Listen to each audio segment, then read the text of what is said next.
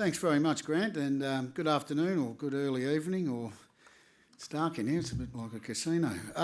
What an opening. For anybody who knows Kai Osterman, that's the sort of gig Kai would have done. I remember being overseas thinking, what's going on? Anyway, it was fantastic, and it's all part of a fantastic event, which is terrific. I'm so glad we've run through all the dignitaries, so I don't have to bother, but you're all very important, particularly all of those who have come a very, very long way away. It is so important to have you all here. I want to say thank you to Grant. I want to say thank you to Shannon for his warm welcome. It might have been the 600th I've heard, but they are always entertaining.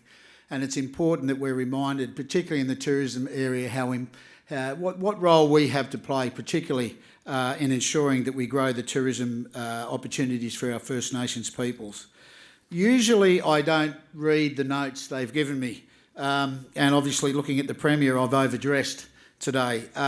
However, there are some pretty important points, and I do want to get through these, so I'll make a start. I don't think there's any need for me to talk about the first two paragraphs when we talk about how important tourism is.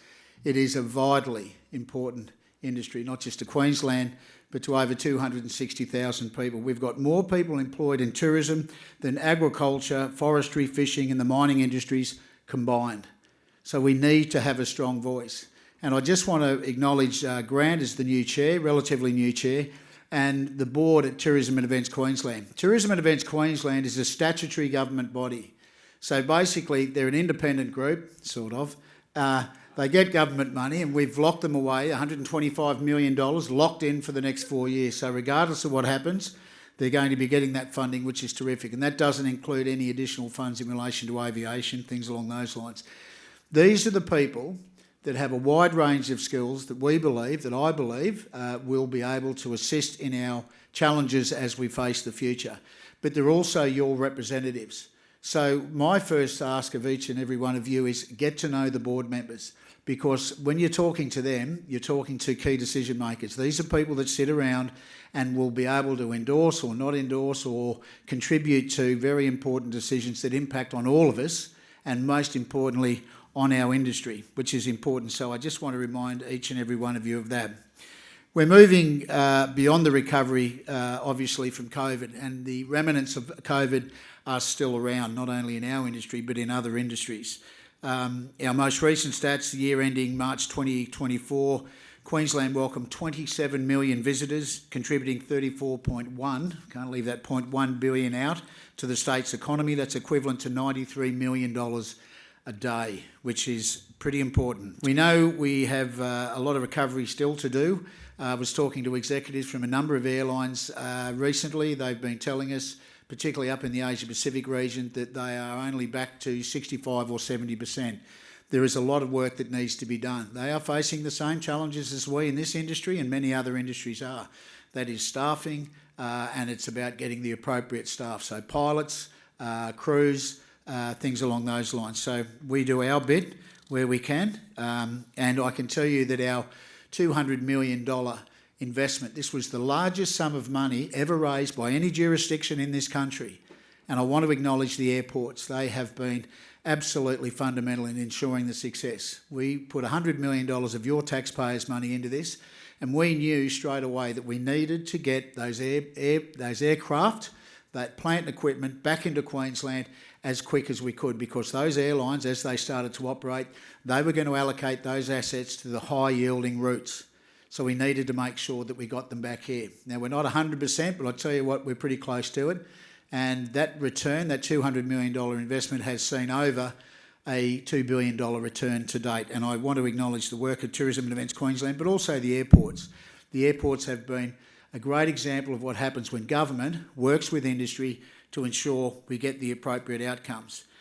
I won't labour the point when we talk about the challenges that we've had, and we're going to face continued challenges, as we do every year. But the key thing is if we can acknowledge those challenges and we can put things in place. Grant talked about the unprecedented weather events. I mean, it was, I think, 33 years I've been living in the tropical north. I've never seen anything like it. And the damage up there. But then I was down on the Gold Coast, same events, significant damage. The areas that have been impacted have been wide and varied, But what we did was I made sure that we went and spoke to the Treasurer, I spoke to the Premier, and we jumped in where we could and we invested heavily in those businesses that needed it. And the unique thing was that a lot of the challenges we faced was that the infrastructure of those businesses hadn't been damaged, but it was access, particularly in the far north, getting to destinations.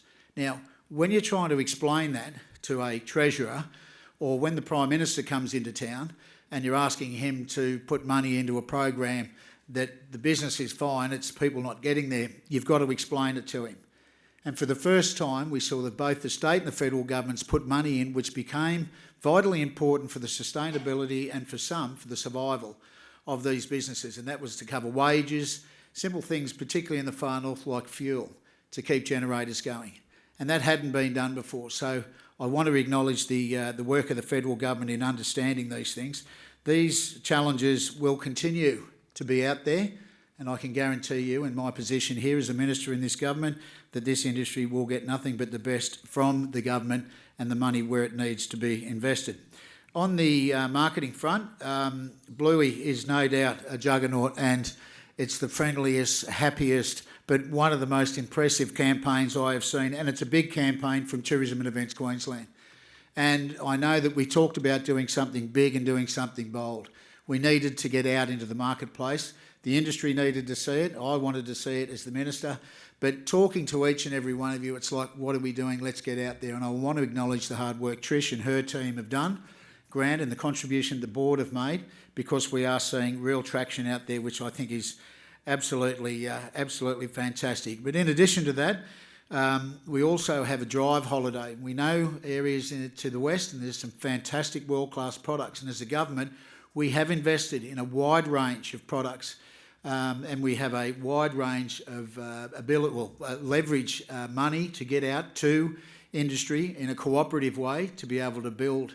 If you look at our dinosaur trail, and I know I'm catching up with some not dinosaur people, but people representing the dinosaur industry to talk about the new challenges they face. Anyway, but that's good. And we saw so many people interested. Even before we opened the borders, if we go back to those terrible dark old days, we were generating $17 billion just through our own intrastate business. So it's really important, and we know how important it is to keep that going. And now that we're opening up to other states, we know that Australians are getting older. We know a lot of them like travelling around caravan parks. We're seeing it. So we have put this fantastic program, It's Too Great to Wait, in place, and that is out there. And that is also assisting. We're seeing some good numbers, and we think that cost of living has a big chance. There are a lot of people going overseas, but a lot of people are also staying here because it's more cost effective for them, and we need to make sure that we're getting those people. I might be a little biased, but launching a reef focus campaign last month is a wonderful thing to see. And again, so many Queenslanders benefit from the reef. It's not just those people in the immediate area of the reef, it's people coming into Brisbane. And as we know, we've got significant access, particularly out of what we call our traditional long-haul markets. We're going to have daily flights out of Dallas, we're going to have them out of San Francisco, and we're going to have them out of Los Angeles coming into Brisbane. So that presents a significant challenge for TEQ and for the industry to ensure we keep those flights full and we keep them busy. And we're doing that in other regions too. The aviation component is absolutely vital. On the events front, well, there's not enough happening, is there? I mean, the FIFA's Women's World Cup was an incredible success, and this major sporting event massively exceeded expectations.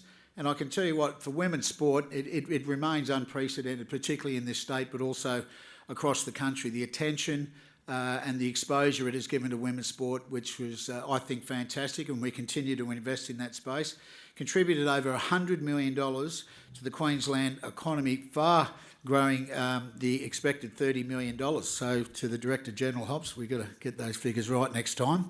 But it was fantastic. 52,000 visitors from around Australia. Almost 24,000 of those were from overseas. 150,000 rugby league fans attended this year's NRL Magic round. I know we're going to hear a little bit about the rugby league, so I won't, Andrew, I won't take anything away from you, but that's $120 million to our economy here in Brisbane, which is absolutely fantastic. We have more mega events. We've also got the Rugby World Cup events that are coming up. We've got the Women's Asia Cup, and we've got and the Men's 2027-2029, Women's Rugby World Cups.